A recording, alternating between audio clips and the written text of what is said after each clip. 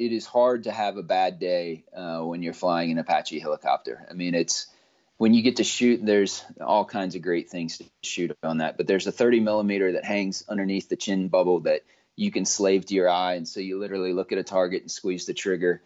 And when you squeeze the trigger, the whole helicopter shakes, and it's like this jackhammer hitting you in the chest. And it's the best feeling in the world. And I was a cavalry troop commander in Afghanistan, and that, very much harkens back to the Wild West, where the cavalry's coming over the hill to save the day. You got to do that in real life, and you got to hear people on the radio who needed your help and show up and do that help. And so from what I understand, something happened in the Army, and that actually was pivotal to the book Without Sanction, which we haven't said the whole time. His book is Without Sanction, folks. You definitely need to check it out. I've read it. It's an excellent book. What exactly happened? Can you share?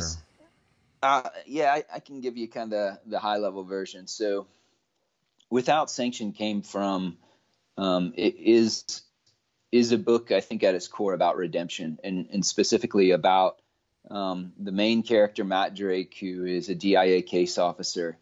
And when the book starts, he is in kind of a self-imposed exile because he thinks something that he has done caused the death of an asset and his asset's family in Syria, and of some horrific injuries to his best friend.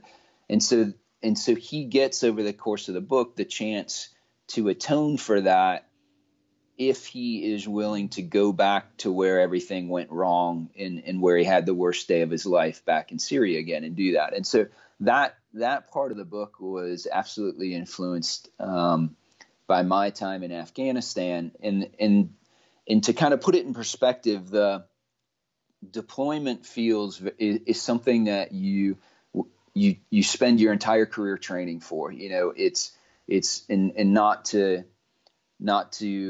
lessen the significance of it, but an analogy might be if you're a professional football player and you're training your entire career to go to the Super Bowl. Like, that's the one thing, kind of the pinnacle of your profession and what you worked for. And deployment feels a lot like that, because it's the first time you actually get to do your job for real. It's not a training event. There are lives that are dependent on what you're able to do. You're going out to do what you have trained to do, in my case, for 7 or 8 years at that point.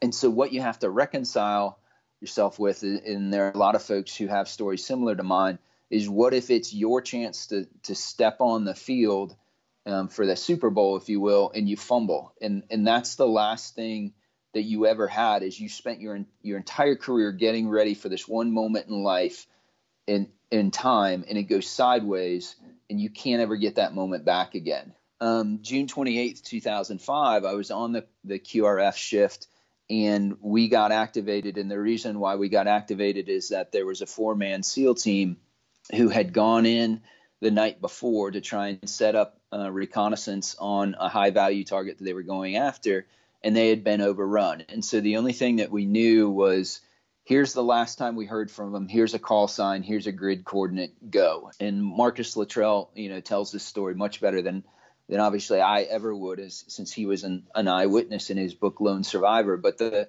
bottom line is that I was escorting a couple of Blackhawks, and there were a couple of Chinooks with more SEALs ahead of me, and the Chinook at the very front of our formation was shot down, and I couldn't stop it. And so your job as a gunship pilot is to try and secure the landing zone before the helicopters come, and in this case SEALs rappel down and stuff.